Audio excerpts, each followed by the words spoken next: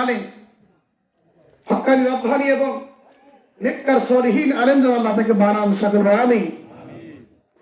আমার পূর্বে যিনি গতল পরিবেশন করলেন জনাব হাফেজ রোহান,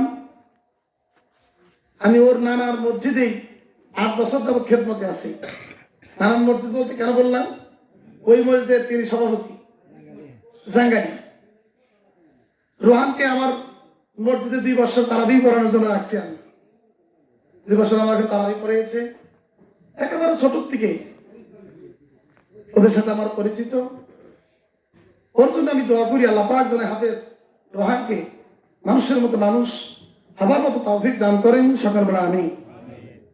আমার সামনে অনুষ্ঠানে আমার পিতৃ সমতুল্য চাচা জানেরা, নওজোয়ান যুবকেরা, ছোট ছোট ছেলেমেয়েরা, পর্দার আড়ালে পুণ্যশীলা পুণ্যবতী মা ও বোনেরা, সকলকে আন্তরিক সালাম ও মোবারকবাদ জানিয়ে 2-3টি কথা বলার জন্য আল্লাহ তাআলার কাছে সাহায্য চাচ্ছি, আপনাদের কাছে দোয়া চাচ্ছি। আপনারা দোয়া করবেন না? দোয়া করবেন ইনশাআল্লাহ।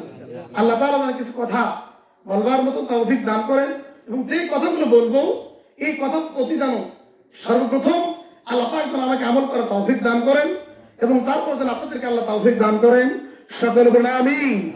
আর উচ্চ আওয়াজে বলেন আমিন। আমরা সকলেই এসেছি মসজিদের মাহফিল।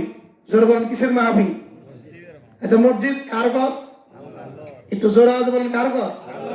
আল্লাহর ঘর। এতে কোনো সন্দেহ আছে? লা শাক্কা ফি। এর মধ্যে বিন্দু পরিমাণ সন্দেহ নাই, অবশ্যই এটা আল্লাহ পাকের ঘর। আর আল্লাহ পাকের ঘরের দায়িত্ব আল্লাহ পাকের কাছে আছে। সুবহানাল্লাহ। আল্লাহ বলেন, কোন মানুষ যদি আমার ঘরের মধ্যে আসে, এসে বসলো, কিছুই বললো না, চুপ করে বসে রইল, আমলও করলো না, নামাজও করলো না, জিকির আজকার করলো না, চুপ করে বসে থাকলো, আমি আল্লাহ তারপরও তার আমল নামায় নফল ইবাদতের সওয়াব লিখে দেই। সুবহানাল্লাহ। কিন্তু অন্য কোনো জায়গায় বসতে হবে?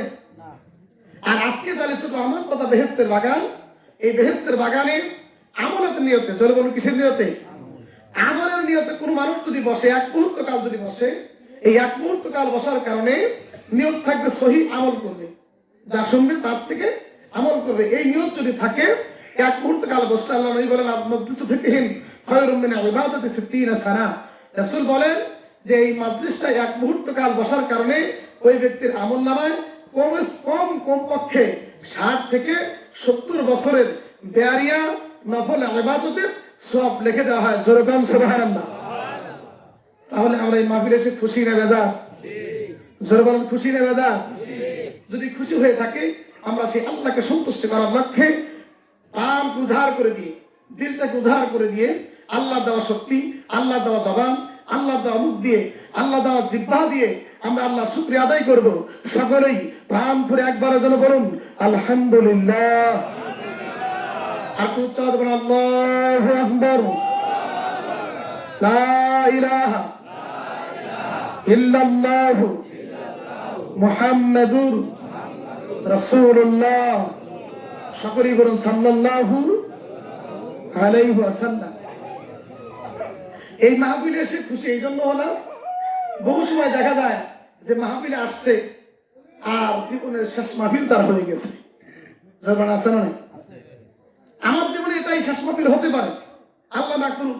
আমি হয়তো মাহফিল করে যাইতেছি, একটা গাড়ির সাথে অ্যাক্সিডেন্ট করে মারা গেলাম, আমার জীবন এটাই শেষ। এই নিয়তে আলোচনা করা, এই নিয়তে আলোচনা শোনা যে আমার হয়তো বিশ্বাস আছে, ফেললাম নিতে পারলাম না, এটার নাম মৃত্যু, নিলাম ফেলতে পারলাম না, এটার নাম মৃত্যু। এই নিয়ত করে এই মন মানসিকতা যদি আমার ভিতরে থাকে, আপনার ভিতরে থাকে, তাহলে প্রত্যেকটা কথা, প্রত্যেকটা কাজ, প্রত্যেকটা জিনিস আল্লাহকে ভয় করা হবে। সুবহানাল্লাহ। আমি আপনাদের মাঝে সূরাতুল লাহাব তেলাওয়াত করেছি, এখান থেকে কিছু কথা বলবো, তবে তার আগে বলে নিই শোনেন। প্রথম কিন্তু আলোচনা বেশি ভালো লাগে, কেন? তাফসীরের আলোচনা করতে গেলে প্রথমে বিস্তারিত খুঁটিনাটি বলতে বলতে একটু সময় লাগে, তারপর আমি ভিতরে যাব। যেমন ভিতরে যাবেন মজা পাবেন, ভিতরে যাবেন মজা পাবেন। তার মধ্যে একটা উদাহরণ দিই। যখন এটা পূর্ব পাকিস্তান ছিল আর যখন পশ্চিম পাকিস্তান ছিল, পূর্ব পাকিস্তানের লোকদেরকে কোনো ক্ষমতাশীল স্থান দেওয়া হতো না। অফিসার পোস্ট বা কর্নেল বা ব্রিগেডিয়ার এগুলো যে কোনোটাই দেওয়া হইতো না, শুধু সেভাই। তো এক সেভাই পূর্ব পাকিস্তানে আর পশ্চিম পাকিস্তান একদম যিনি লিডার তাকে নিয়ে কাজ করতেছে, যেখানে ডিউটি করতেছে ওইখানে একটা নারকেল গাছ, কি গাছ? নারকেল গাছ।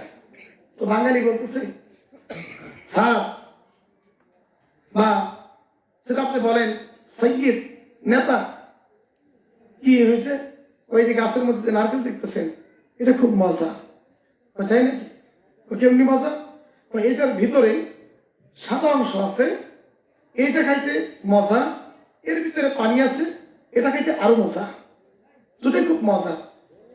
তো বলতো ঠিক আছে, তুমি পারতে পারবা, গাছে উঠতে পারবা? বাঙালি গাছে উঠতে পারে কি পারে না? বাঙালি তো গাছে ওঠার পটু। তুমি বলছো ঠিক আছে পারবো। তিনি একজন সেভাই, সৈনিকের চাকরি করে তিনি গাছে উঠছে, গাছে ওঠার পরে নারকেল পাচ্ছে। ইতিমধ্যে পিয়ন এসে সংবাদ জানাইলো, চিঠি বাহক এসে বললো, ও আব্দুর রহমান, তোমার এক্ষুনি যাইতে হবে, তোমার আব্বার অবস্থা বেশি ভালো না, তাড়াতাড়ি যাইতে হবে।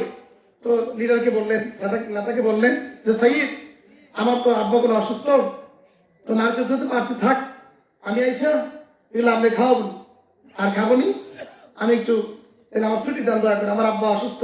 এখন অসুস্থ হয়ে মারা গেল তা তো বলা যায় না, কারণ মানুষ দেখবেন মারা গেলে তাও সংবাদ জানায় কি, তুমি তাড়াতাড়ি চলে আসো, তোমার আব্বার অবস্থা বেশি কি বলে, তাই তো বলে।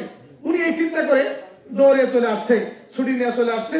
এখন ওই পাকিস্তান, পশ্চিম পাকিস্তানে চিন্তা করলো, পাড়াইছি তোরে দে, তোরে খাওয়াম না।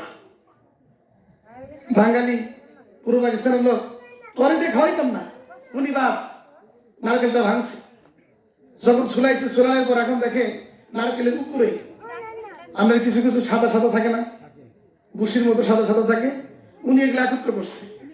এখন একত্র করে চাষার পরে দেখছে যে আটি, আমের আটি মানুষ ফালিয়ে দেয়, জামের আটি ফালিয়ে দেয়, সব আটি ফালিয়ে দেয়, উনি বাস আটি দিয়ে ফালিয়ে দিচ্ছে।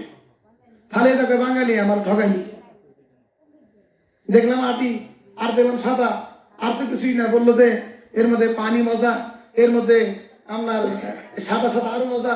তো যা হোক চিন্তা করলো, মনে আমার ভুল হয়েছে, তাহলে পানি দিয়া ভিজে খাইতে হবে। ওই সাদা গুলো পানিতে ভিজাইছে। আচ্ছা বলেন তো, শোকলা যদি পানিতে ভিজায় আর খাইতে গেলে কিরকম মজা লাগবে? হ্যাঁ, একেবারে কষ্টা। এখন খায়ার কয় যে রে বুড়ো পাকিস্তানি, বাঙালি তুই আমার ঠকানি, খালি আইয়া নিয়ে তোর সাইজ করুক, আইলেই সাইজ। তো বলা যাক, এটারাই বুঝলাম কোনো কারণবশত ভালো লাগে নাই। তো সাদা সাদা যেগুলো আছে কয়েকদিন এগুলো বলে খাইলে মজা লাগে, ওগুলা বহে দিয়া চাবান শুরু করছে। এটা বলেন তো, সোগলা দিয়ে চাবায় মুখের কি হাল থাকবো? চাবাইলে মুখ টুক শুইলা, দাঁতের মুসুল্লা শুইলা গেছে। এখন কাকে আইসানি, আমার এত বড় ঠক। আইসানি যখনই আসছে ছুটির থেকে, আসার পরে কোনো কথা নেই মারবো। হ্যাঁ, খালি বলতে ভাই স্যার আমার একটু সুযোগ দেন, কি হয়েছে আমার বলেন, আমি একটু শুনে নেই, আপনি মারেন কাটেন সব মানবো, খালি একটু আপনি বলেন। ওই যে আমার এরকম ঠকালি কেন? এই সব লাসে পাইলে আমার যে দেখছে দাঁতের অবস্থা কি, জিভলার অবস্থা কি হয়ে গেছে গা। কি করছেন? ওই যে সাদা সাদা তা বললে খাওয়া যায়, চাবাইছি জিভলা শেষ, আমার মুসুল্লা শেষ। আর পানির কথা বললি, পানিতে ভিজাইছি, খালি কষ্ট লাগে। ওই যাচ্ছে এর মধ্যে যে আর্টিস্ট ছিল, এটা মানে ভালাইছেন, ওই যে টিবল মারে উনি দেয়া, ওইটা আনছে, আনার পর ভালো করে ধুইয়া ভিতরে নারকেলের যে পানি আছে, পানিটা দেখলে হাই মজা রে, আসলে তো মজা, আমি বুঝি নেই তাই। এখন ভাঙছে, ভাঙার পর সাদা যে আছে, এই নারকেলটা যখন দিচ্ছেন খায়ার কয়টা, আসলে আমি তো বুঝি নেই, কিন্তু আসলে তো মজা, আলহামদুলিল্লাহ কম যেরকম আল্লাহু আকবার। আসলে কি ভিতরে গেলেই মজা, বাহিরে চাওয়ালে কোনো মজা পাবে যারা বলেন পাওয়া যাবে? এই জন্য আসুন, আমি সেই সূরাতে কথা বলবো, একটু ধৈর্য সহকারে শুনবেন। আখিরি মোনাজাত নিয়ে যাবেন তো সকলে ইনশাআল্লাহ? সকলে নিয়ত আছে তো ইনশাআল্লাহ? কার কার নিয়ত নাই হাত তুলে দেখেন, লিল্লাহি তাকবীর। নিয়ত না, ওনাদের নিয়ত আছে বলতে এই জন্য উঠেছে, মানে একটু খুশিতে উঠেছে, আলহামদুলিল্লাহ বলেন। এই তো সরে আল্লাহু আকবার। আসুন আমার সাথে সকলেই বলুন, আউযু বিল্লাহি মিনাশ শাইতানির রাজিম। বলুন বিসমিল্লাহির রহমানির রহিম। তাব্বাত ইয়াদা আবি ইলাহা